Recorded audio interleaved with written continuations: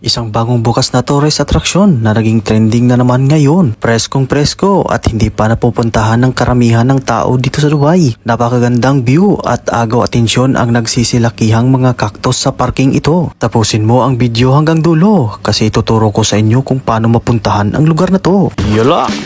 Sa Cactus Park naman tayo. Karamihan sa ating mga kababayan, alam kong wala kayong mga sasakyan kaya magme-metro tayo ngayon sa araw na to. Ito lang naman yung napaka-affordable na mode of transportation dito sa Dubai. Nasa Green Lane pala tayo mga pre, tandaan nyo yan at bababa tayo ng Creek Metro Station. At syempre hindi natatapos ang journey natin dyan, bababa ka sa may exit 1 at hanap ka ng taxi masasakyan. No need to worry kasi 15 dirhams lang ang babayaran mo sa taxi. Pwede ka rin naman maglakad mga pre para matanggal naman yung bilbil mo sa katawan. Joke lang! Pagbaba mo ng taxi, bubungad sa iyo ang mala-radish na puno ng kahoy na yan. All my life, changing every day, in all the possible way.